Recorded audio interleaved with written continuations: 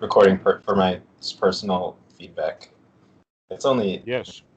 that I look at that looks at it, but Yes, it's actually good if we record all of them, even if it's not published. And I've got a friend now who can take the student side out so that it's only uh, one person talking and shyness is no longer an issue. If the name is not there and the photo is not there, then it doesn't matter. okay. And so it's actually a good idea to record all of them now. In any case, tell me your feedback. Okay. So the what I took away from our last session was to focus on the three elements of right view, right sati, and right effort. And during my and right attitude essentially is going into the session with this sense of confidence and a resolve to fight against these hindrances and have the attitude of the winner. And this actually, so I didn't inform you of like the practice I'm doing, but I'm doing a fairly, so essentially what I'm trying to say is I took about a 90-minute chunk of time, and I spent that time in a sitting practice, and paired with this attitude and resolve that I took away and having the right view in mind, I was able to move past the hindrances with a lot more clarity of what to do and confidence in how to manage them, to the point where these hindrances were at a point they were just essentially subdued. And I remember the third noble truth that you'd mentioned. This is suffering is this isn't suffering, or the cessation of the suffering. At least that was there when I started.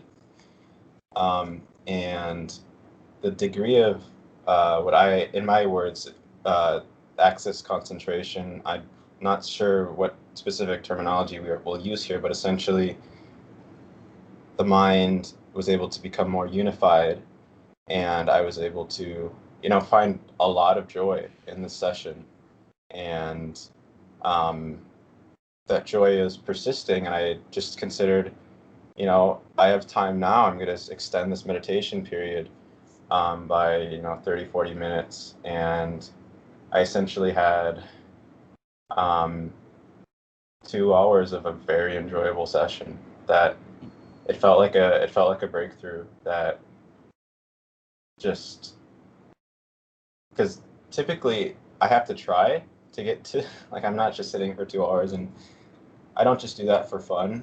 Or if I were to do it, it would be a lot of difficulty, a lot of pushing.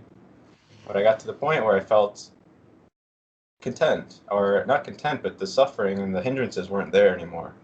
Mm-hmm. At least not as there as they used to be. And it was in that space that I felt. And you like that? Yes. I felt I could actually focus and do some effective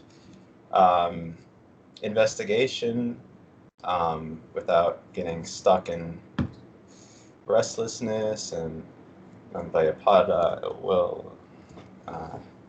It's the common things that I've been working on have been ill will, restlessness, and worry. Mm-hmm. But those just dealt with. And well, the first thing that I would like to say about that is congratulations. Thank you. That you're beginning to practice correctly, and that's difficult for many Westerners. It's hard to get on the right track, especially when we have so many, let us say, expositions and tutorials on how to practice that do not include this issue about removing the hindrances. It's sort of like their practice would be wake up, investigate, and note the suffering, and note it, and suffer on, and go deeper, and really investigate that stuff. There's got to be a pony in the bottom of that bullshit, a horse shit someplace. Okay, that's the way that we all kind of think. And because of that, there is that kind of meditation practice, and it's very, very slow and um, difficult. It's difficult because people have the attitude that it's difficult. It's Yeah. okay if it's slow, but they don't like it slow. And so they think that it's both slow and difficult. But as you're beginning to understand, oh no, we have to not wait until that stuff settles down by itself. We've got to actively throw it out. We've got to actively cultivate wholesome thoughts so that the thoughts that we have actually interact with the way we feel. Hmm. This is an important quality. In fact, it's step 8 of Anapanasati, and that is to see the connections between the feeling and the thought system, between the mind and the feelings. Okay. That we actually have been spending our whole lives talking ourselves into feeling bad. Now it's time to talk ourselves into feeling good. Yes. And that the Eightfold Noble Path is designed around that. In fact, when you said 3, I was about to say something, but then you added the 4th one on your own. Oh, yeah, right attitude. Right attitude. Yeah. That's Yep. what makes the whole thing sing. Is we do have to make a change of attitude. The attitude from this is hard into the attitude of this is a piece of cake. From the attitude of, oh, I don't know, into the attitude of easy peasy. Got this covered. An Yes. example of that, you've heard this phrase before sometimes, is hold my beer. What does that mean? It means, let's stop this right now because I got a job to do and I'm going to take care of it easy. Yeah. I've Yep. got this one. I can handle that one. All right. So this is the right attitude that we have, and that right winner's attitude also has the quality of can do, Mm. being successful, being in fact a winner, to be able to get things done, and we know that we can. And so much of the Eightfold Noble Path is really getting this attitude. You could also go so far as to say getting your mojo going. Now, here's something really cute and interesting. The word mojo is in the Pali. Oh, really? Yeah, mojo is right there. When I first saw that, I said, wow, I know what that means. I don't have to use the dictionary to find that out. Wow. Okay, so we got to get our mojo going. We got to get it up. We got to get the mind bright and sharp so that we know that we can handle things. Hmm. Now, this is something that we practice over and over and over again.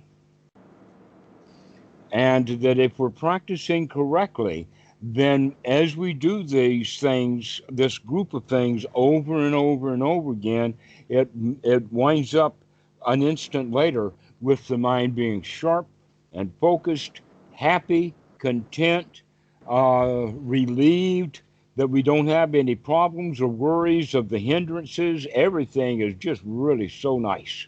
Yeah. You used the word access concentration a while back, and I've heard that term before. In fact, I know exactly where it comes from, and so if you don't mind, I'm going to take a meat axe to it. Okay, go for it. All right. The word, first off, that's wrongly translated is the word concentration, because what we're talking about here is not concentration. Hmm.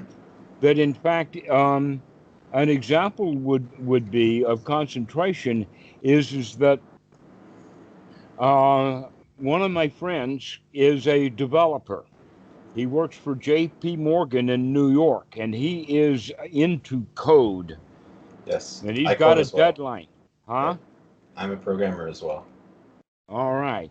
And so here he is deep in his code, and he's looking at it, and Dad comes in to say good night. And Willie doesn't even change his face at all. He's just staring the keyboard. Yeah. Dad slams the door and goes off unhappy.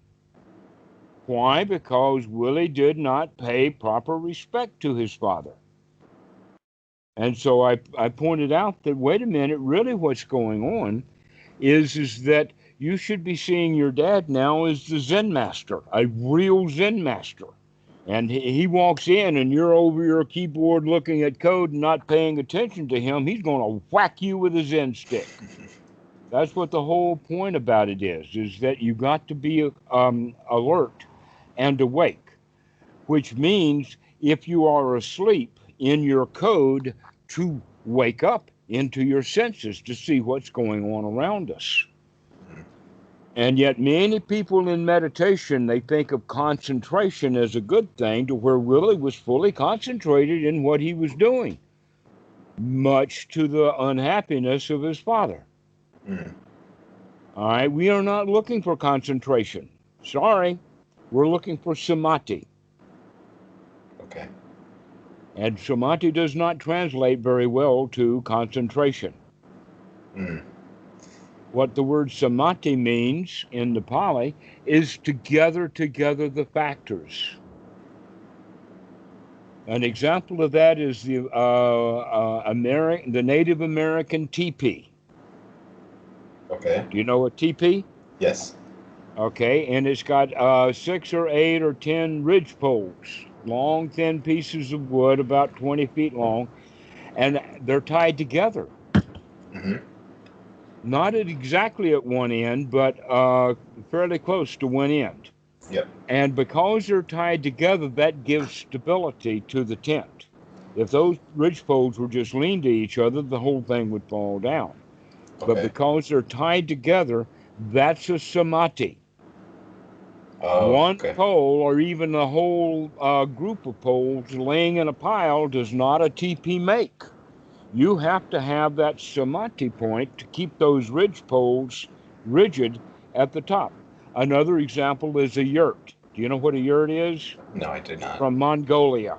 It's the tents they use in Mongolia. There they have a center ridge pole, but then all of the side poles go up to that apex at the top.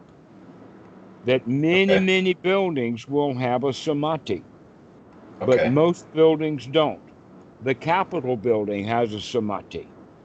Most Wats in Thailand have a samadhi. And there's one point on the building that's higher than all of the other points, and all of the rest of the building collects together that way. Mm. The top ridge pole, okay, and they all fit together like that. This is what we mean by samadhi. And in a way, it's exactly opposite to concentration. Okay. Do you know the word? You've probably heard the concept of frozen concentrated orange juice. Yeah. Huh? You Yes. know about it, huh? Yeah. Probably haven't seen it in years. They don't advertise it much on TV anymore. They've got their consumer base, but Yeah. it's out there. I've had it when I was Okay. a kid. Yeah. Can you drink frozen concentrated orange juice? Not without unfreezing it. Not without putting in the ingredient that they took out. When they concentrated, they took something very important out of it. The water. The water. Yep. And you got to put the water back into it. Otherwise, you've got, a frozen lollipop or something that is too sweet and too orangey to drink or to use. No, you got to put the water back into it. So frozen concentrated orange juice that is samadhi means we put the water back in it. Mm-hmm. But when it's just concentrated, that means that it doesn't have all of the ingredients that it needs. So much for the word concentration, and believe me, it took me years to figure that out. Mm. And then I find out, hey, a lot of people know that. Dummy, it took you too long to figure that out. So it's good for the students to figure that out right away, that samadhi does not mean concentration. Sama area samadhi does not mean right noble concentration. It means right noble unification of the mind, to where the mind is unified because it's got all of the factors together just like that teepee can stand in the wind because the ridge poles are tied together at the top. There's a samadhi there. Okay. Okay. And Mm-hmm. yet access concentration is exactly saying that there ain't no concentration Mm-hmm. and there's no samadhi. Okay. Access concentration is what you have when you've got an ordinary mind. Okay. Is it? Except the point that they're making is that that ordinary mind is capable of becoming samadhi quickly. Why? Because you're in the access or you're in the vicinity. Like at the doorway. Okay. But there's a better way of looking at it, and that is this, that what we're actually doing is we're developing two skills. Okay. And though each one of these skills is different, but it requires each one of them all of the other skills that we've been developing. Okay.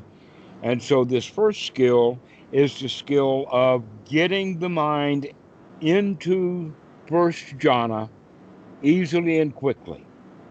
Mm-hmm. Okay. Basically, what it means is access concentration is as soon as you remember to pay attention and look at what's going on happily and joyfully, you do pay attention to what's going on joyfully and happily. It just came, bang, there you are. Mm-hmm. That's going to take a while to develop. Mm-hmm. But it always starts with sati, because if you don't remember to wake up, you're not going to wake up. Okay. Wake up and see what's going on, and to gladden the mind and to get your feelings into a state of sukha and piti and get the breathing going so that the mind really is fit for work. Mm-hmm. So the experience, I would appreciate the insight you have on determining, was this J1, J2, sort of the experience that I had. I want to say it was a new experience, but I don't want to quite say, oh, this is for sure J1 or this is for sure. So the description of that state, how do you determine that you have reached the first jhana? What would you say the best? Because you're satisfied with what you have. Okay.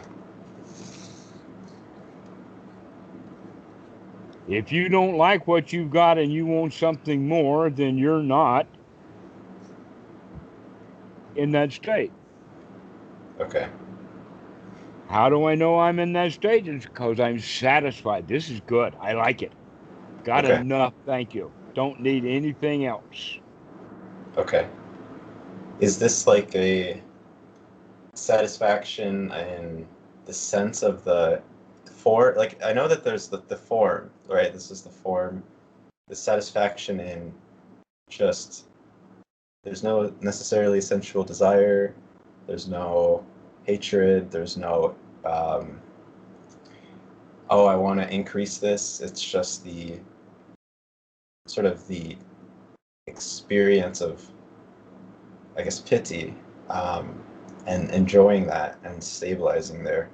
Uh-huh. You can look at, in fact, the important point is freedom from the hindrances. Okay. Okay. Now, basically, what we mean by freedom from the hindrances is to be free from any and everything that will keep us in a state that's not completely satisfied. Okay. That's a really easy definition, right? Anything that hinders you from being satisfied is a hindrance. Okay. All right. And our one of the intermediate goals, or in fact, you could go so far as to say the actual, if we're going to set goals, the first goal will be that when I have the confidence that no matter how obstructed the mind gets, I can come back to a state of satisfaction. I Mm-hmm. know this. Okay. No matter how um, obstructed the mind is, I can clean it out and come to the here now and see what's really going on. Okay. This is actually, I'm quoting a sutta. Okay. It's sutta number 48. This is the first knowledge of the noble path, the first step of the noble path that is super mundane. It is noble. It's a factor of the path, and it is not shared by ordinary people. Okay. The Just super like for mundane. you, the super mundane. And let's talk about super mundane a little bit later. Let's go for Okay. that this is not held by ordinary people. Okay.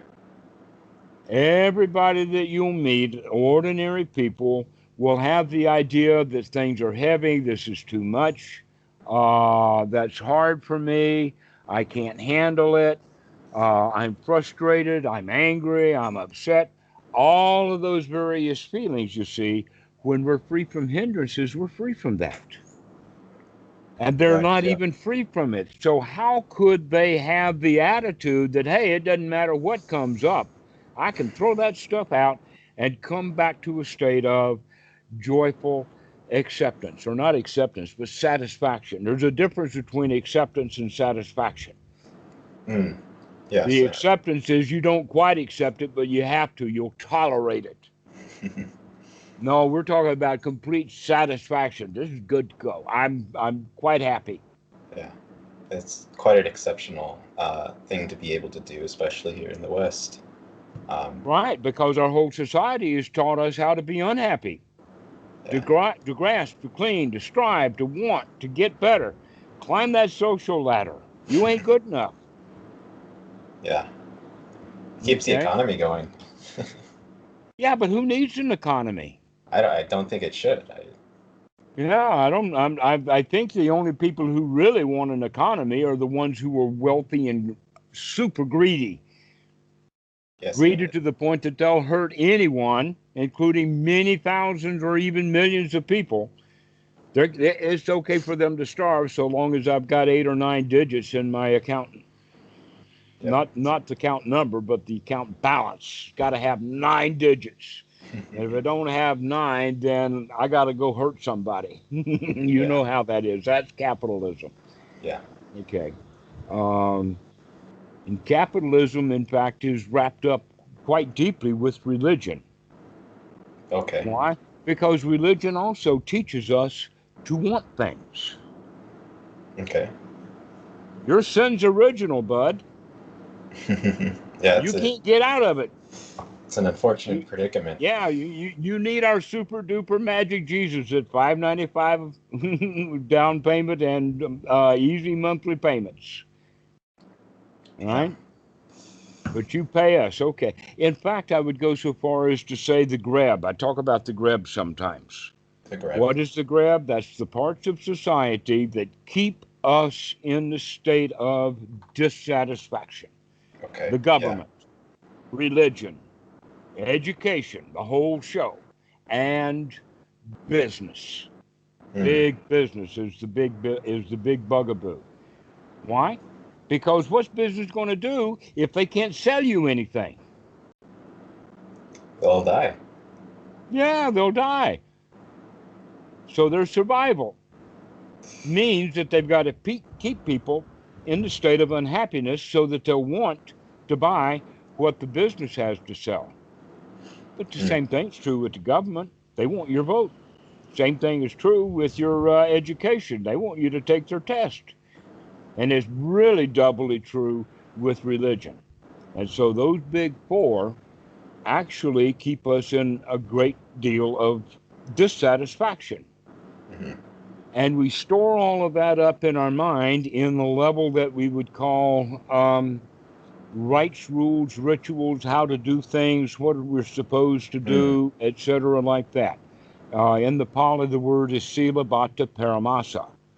It's it's the second fetter that we have to get rid of. All right. And how do we get rid of those fetters? We'll talk about a little bit later. But right now we can see that Um, the fetters, or the deep underlying tendencies, or our instincts, is the basis by which the hindrances arise in the moment. Hmm. And so our job really is just to keep cutting these hindrances and cutting them again when they arise. And when they arise, out they go. Could you say that you said the hindrances are the way in which these fetters arise? Is this what you just said? All right, let's talk about the hindrances then for a little bit. They say five, Panch Nirvana. The five hindrances, or the five things that if any one of them are there, will prevent us from being in a state of complete satisfaction. Okay. One of them is actually in this moment wanting something that we don't have. Hmm. One of the little stories that are often told in the Vipassana retreats is about the Vipassana Romance. Have you Okay. ever heard the story of the Vipassana Romance? No, it sounds riveting. Well, they go all into the room and sit down there, and this dude who is practicing Vipassana, he looks over and he sees a female, and he likes what he Okay. sees, and he wants her.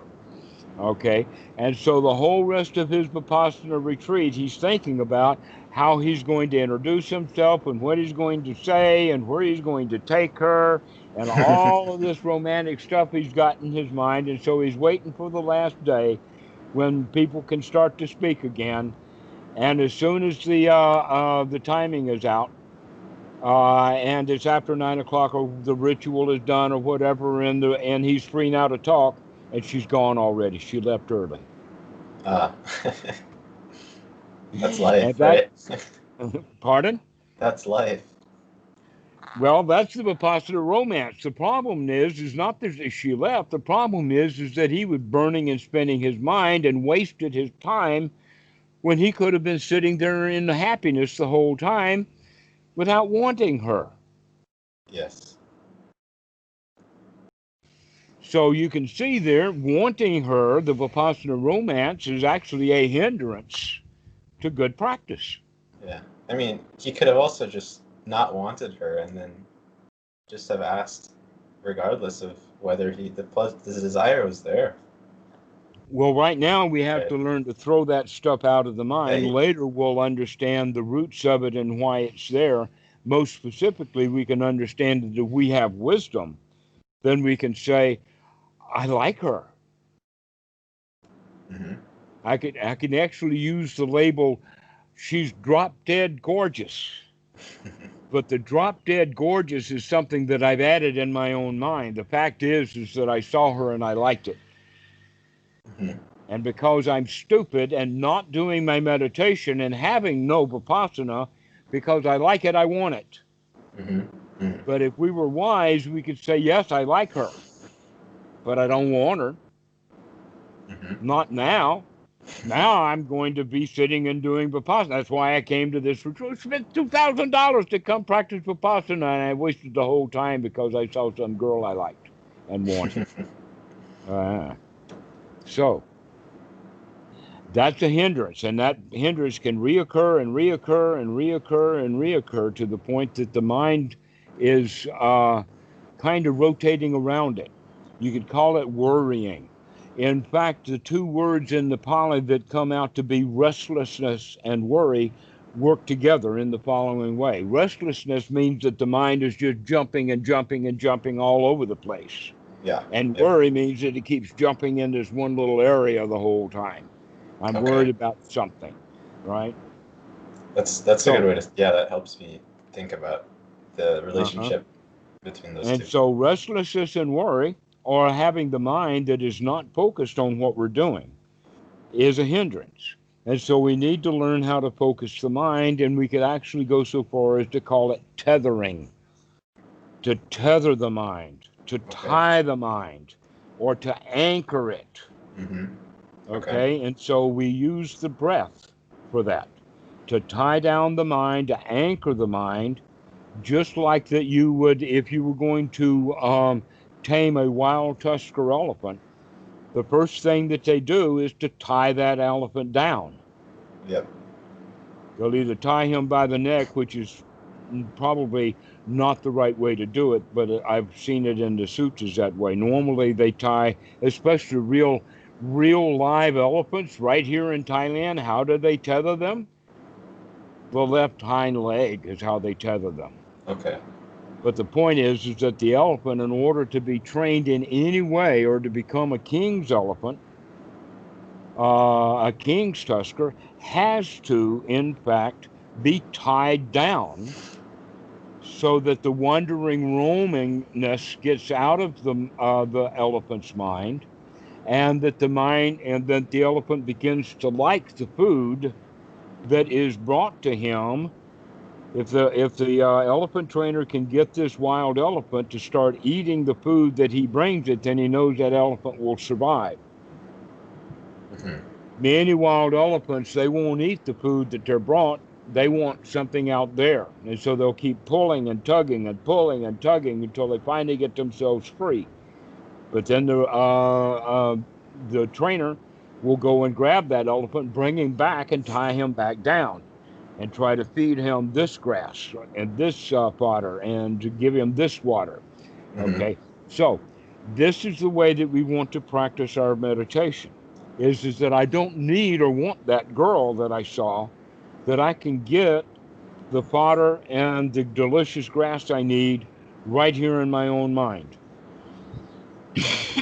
And so it's okay that I stayed tethered here to the breath. Mm-hmm. Now, when I say tethered to the breath, that's just the beginning. Basically, what we're actually tethering ourselves to is this present moment. We're attaching ourselves to right now. Okay. All right? Because when I'm thinking about that girl, I'm not thinking about who and what she is right now. I'm thinking about what I'm going to do with her. Yeah. Right. Off into the future again. Off we go. Chasing something we don't have, making ourselves miserable. That in fact, wanting something we don't have is suffering. Yes. Yeah. So in meditation, a lot of people are doing meditation because they want enlightenment. They want something they don't have. And so they sit in meditation suffering. What's the difference between wanting that girl or wanting enlightenment? Both of them are equally elusive. Mm. They both create the sense of lack. Pardon? They both create a sense of lack.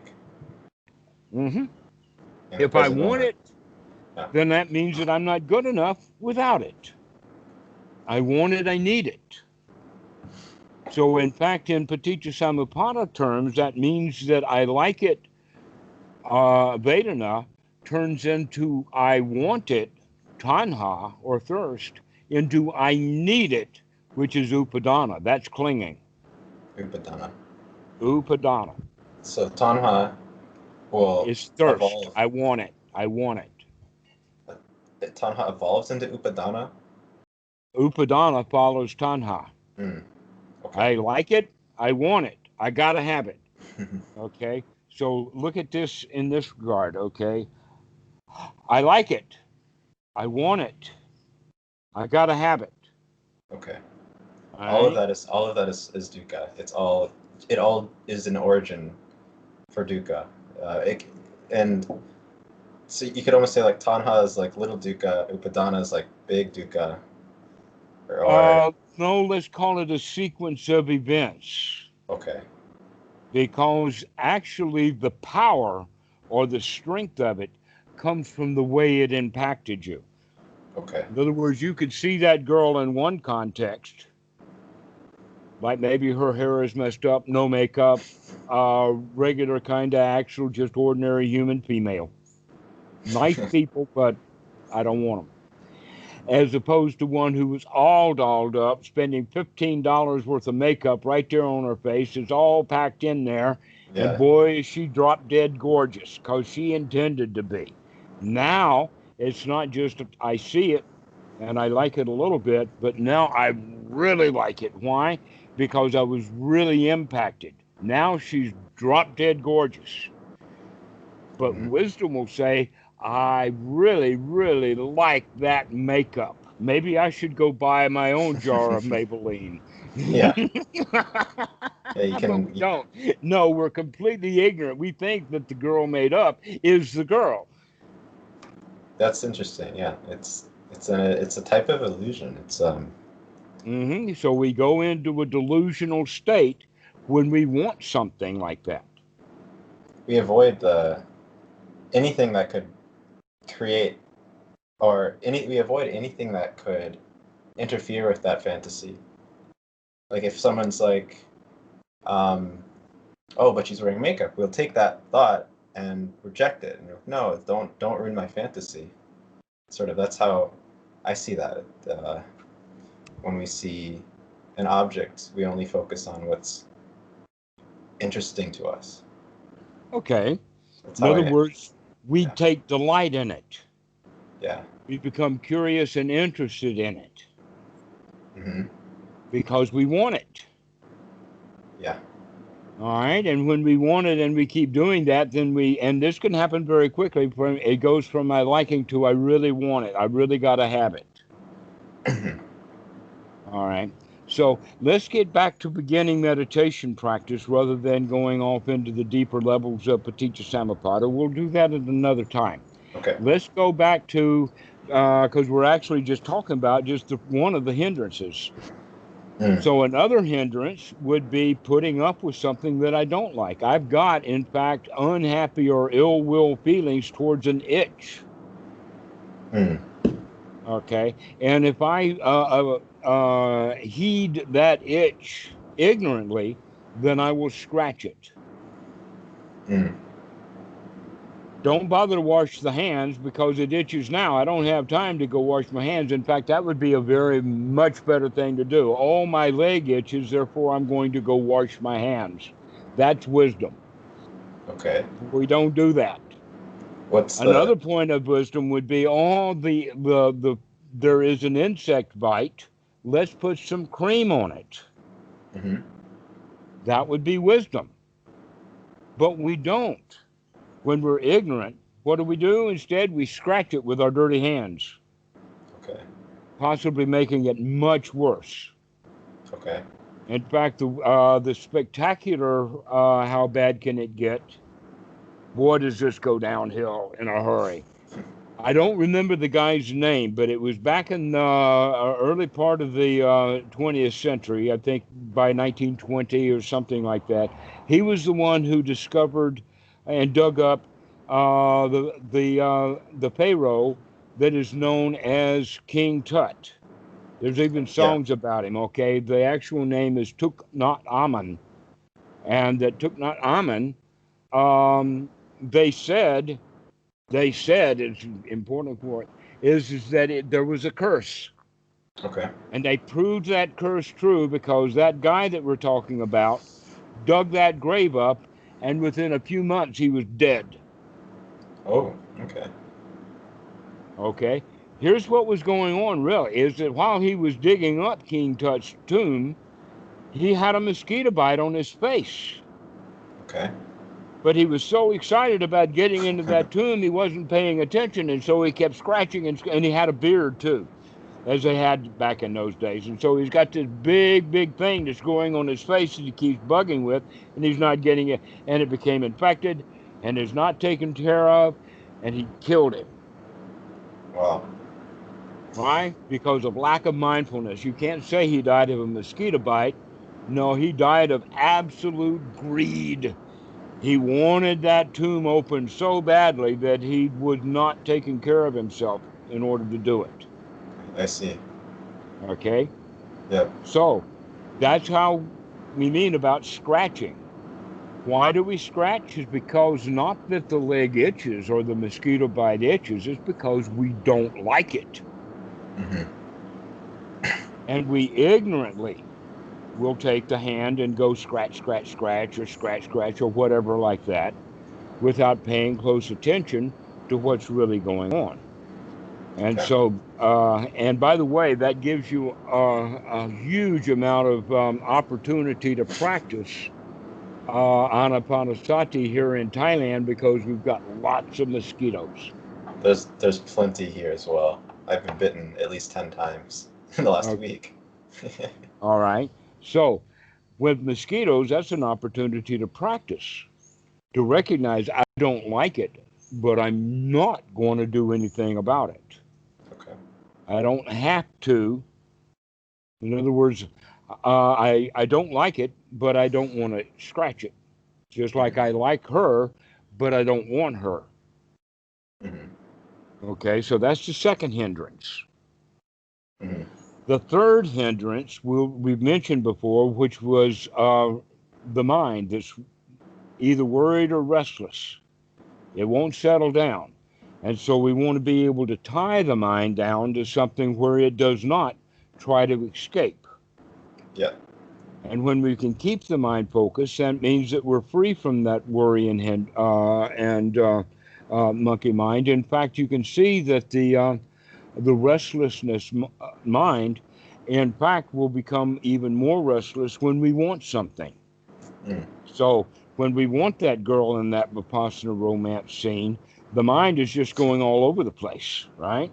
Yeah. But then it also gets stuck on I want, I want, I want, I want, I want. Okay. Now, the next one, which is quite bothersome for so many students, is the one that we call doubt. Now, I don't know why they put the word skeptical in there, but you can leave you anytime that you see the Pali translation of it being skeptical doubt, you can just scratch through that word skeptical because that's not it. But because why? Because this kind of doubt that we're talking about is a doubt that's born from feeling. Doubt born from feeling. Okay, it's not speculative. It's not mental thinking. It's not a concept of doubt. It's a raw feeling. Oh, okay. I see. And that feeling of not sure, we can take care of that by developing right attitude. Mm. I do know, I have looked. And in fact, that investigation and investigation and investigation will lay to rest that kind of doubt because we can see. Most important doubt is, in fact, with doubt as a hindrance, comes in three forms. Okay. The first form is who can I get to clean up my mess? Mm. I need help. I'm a victim. And when I was a young child as a victim, my mommy helped me. I need a mommy. Mm-hmm. And that's where the government and the religions and the education and the business will come Johnny on the spot saying, I've got a solution to your problem. Yeah, that's their job, right? But they don't. Why? Because the real problem is not something that business can do anything about. It's Mm-hmm. not so I can't go to school and learn how to feel good. Mm-hmm. I cannot go and buy something to feel good. I cannot go take a ceremony at some religious institution and expect that to be a cure for feeling bad so that I after that feel good. Nope. Mm-hmm. And it doesn't matter whether I'm on welfare or food stamps or minimum wage or any of that kind of stuff because I'm going to feel bad anyway. So anything that the government does is not going to help me to feel better. Okay. Nothing. In fact, this is what the second noble truth is all about. Greed, ill will, and delusion is not greed and ill will and delusion out there. It's greed, ill will, and delusion right here. I made this mess. I'm going to have to clean it up. That's the first layer of doubt. Mm. Is who can I get to solve my problems? The actual correct answer is nobody. Nobody's going to help. We're going to have to do it. We're going to have to get our own skills and our own building materials and build our own safety hut. Yeah. The second layer of doubt, are you up to the task? Mm. Because remember, the first idea, I need help, who can I get to help me, is already predicated on the fact that I've already made the decision I can't do it. Mm-hmm. And so now that we're left with, oh, guess what? If you don't, nobody else will. Now we come to dealing with that doubt in the sense of, how can I overcome that doubt? The answer to that is correct practice leads to correct results, which leads to the knowledge of correct results, so that we do have the confidence that no matter how much crap I get myself into, I can Yep. get myself back out of it. Yeah. The first knowledge. That's that first knowledge. Yeah. That second layer of doubt. That in fact, we're not even going to get anywhere near that first knowledge so long as we're out there trying to get a religion or a government to solve my problems for me, or some mommy or some school or some psychologist or some guru. So long as I'm hoping for somebody else, if I'm praying and wanting someone else to fix me, we don't even get to this stage. But once we get over that and say, I've got to do it myself, now we start to practice, but we still have the doubt. Can I do it or not? Yep.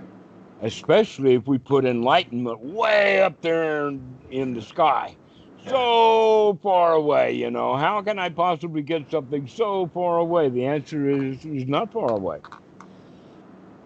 It's far away because you think of the Eightfold Path as a path. The path to enlightenment is way far away, and I've got to tread this path for a long time, right? Mm-hmm. Yeah. But when we change that frame of reference to right this very minute, I have a choice. Am I going to feel bad or am I going to feel good? And if I feel good right now, completely satisfied, everything is hunky-dory, then who wants enlightenment? Who wants it? I'm satisfied. Yeah. When people ask, are you enlightened? I said, who wants that? And Bhikkhu Buddhadasa would answer, who or what would want enlightenment? Mm. Who or what is it that can be enlightened anyway, you know? Yeah. So we can think of it also like this, that enlightenment is one state, whatever it is. It's good or whatever it is. And I'm over here and I'm completely satisfied. If I'm completely satisfied and I don't need enlightenment, I'm good to go. Mm-hmm. However, if I'm enlightened, but I'm still not satisfied because I want more enlightenment or something, then what good is that? We haven't actually gotten ourselves into a state of satisfaction because we were wanting to be enlightened instead. Mm-hmm. So changing that frame of reference, can you get yourself into a state of hunky-dory? Can you get yourself into a state of satisfaction, sukha, a pleasant state? This is what we practice for, and when we practice correctly, we can get it instantly. Okay. Maybe not big package of it, but just a little bit of satisfaction is a whole lot better than none at all. Mm-hmm. And this training to get the skill of getting into sukha is just a matter of just training, right practice, daily practice, doing the proper recognition, having good sati, noticing when these hindrances are here and just throwing them out when they arise. And then every time you do that, this is leading to a better skill. And this, it sounds very simple, right? But is that the... It is. Yeah. It is simple. When you have the right attitude, it's simple. When you have the wrong attitude, it's hard work. That's the key. It sounds like, it feels as if with that missing, you're just going to be spinning your wheels without the right attitude. Your wheels will be spinning, but you won't be going very far. So that's clearing up a lot for me. Okay. Understanding that bit of, it's simple. It's just the attitude has to be adjusted so you can actually see the results. And correct practice that leads to correct results that we can see, it builds our confidence. And as our confidence builds up, that's the attitude also. The confidence, I can do this, is the attitude of the winner. Mm. And the Pali word for that, by the way, is shraddha. And the word shraddha is often translated as faith. This is not faith. Shraddha. This is observation. This is, I can do this because I just did it. Yeah. Is it spelled like Sadha? I don't know. I don't know. I saw it somewhere and I was just making that connection. But I would say if I were going to Google it, I'd start with H-H-R-A-D-A. S-H-R-A-D. Okay. It's probably got an H or two in there someplace. Yeah, there's usually H's thrown after every consonant. Okay, so the third kind of doubt comes later. After we get this, after in fact we get the mind completely fit for work, which would be step 2 or the second knowledge, comes the third knowledge, which is delving deep into the Dhamma. Mm-hmm. Okay. The Dhamma itself is wholesome. So if you're thinking of Dhamma, you've already got the mind clean, free from hindrances because you're thinking of Dhamma, because it's wholesome. Mm-hmm. Interesting, huh? All right. If we are in fact contemplating and thinking of the Dhamma and getting the great benefit out of it and recognizing that in fact we can be free from suffering by thinking about the Dhamma, by reflecting upon it, by understanding and seeing what is the third noble truth, and I can get into the third noble truth and recognize that I'm in the third noble truth. Wow, I'm free from suffering right now. Wow. Okay. Then that third knowledge is the final eradication of all doubt. Why? Because first, who we're going to get to do it for us. Number 2, we've got to do it ourselves. And number 3, and I've got all of the right tools. Mm-hmm. So we've got the tools and the skill. And with the tools and the skill, all we need is the materials, and the material is the here now. Or the materials are the hindrances. And so we're good to go. That is the full eradication of doubt, is when we know for absolutely sure that the dispensation and the teachings of the Buddha works. Mm. This is the first stage, correct? The first path? Pardon? This is actually the state of Sotapan, and yes, and we will get into the eradication of the hindrances. And in fact, the third fetter is doubt about what is and is what is not the path. The second fetter is rites, rules, and rituals, how things ought to be, etc., like that, and we're going to give ourselves a new set of rules. 3 words for the entire rule list. The IRS, they say, has 80,000 pages of rules. Okay, that's too many. Right. That's just the IRS, and that's only one agency, okay? 80,000 pages of rules, and I imagine a lot of cities have at least that number of rules for city ordinances. Okay, about how big the verge is and zoning and just rules off the nose, all right? And we're going to throw everything out and get a new rule. What is our new rule? Our one rule, dukkha nirodha, which is unpacked as, or when packed up, when it's unpacked, it's the entire dispensation of the Buddha. That becomes our new rule.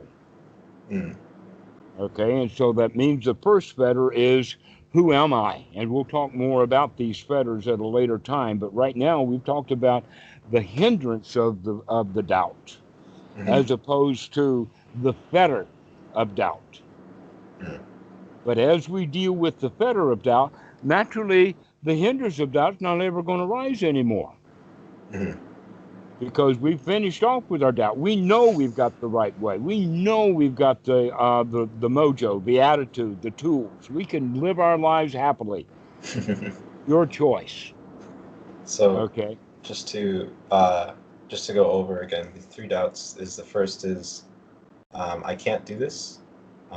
This is the first doubt. The second doubt is I'm not sure I'm not sure I have the ability to do this. And then the third doubt is the doubt of the Dhamma itself, the doubt of this. Do I have the tools practice. to do it? Yeah. Okay. Can I do it? And do I have the tools? Okay, well, we've Okay. already started with the tools, but later we'll really delve into the tools. Okay. We'll really look at the Four Noble Truths. We'll really, really dig into that second noble truth Yeah. to see what the source of suffering is so that we can understand it. Okay, so let's finish off then by talking about the Fifth Fetter. Okay. The Fifth Fetter is uses generally very, very ancient Christian language. And I'm not talking about 100 years ago. I'm talking about 300 years ago. And Okay. that is sloth and torpor. Do you ever use those kind of words? No, never. No. Do you use the word tired and sleepy? Yeah. Yep. All All right. the time. All the time. Okay. That's what that third or that last hindrance is either tired or sleepy, but they're related. Okay. When we get tired, we get sleepy, where the mind's not fit for work. No.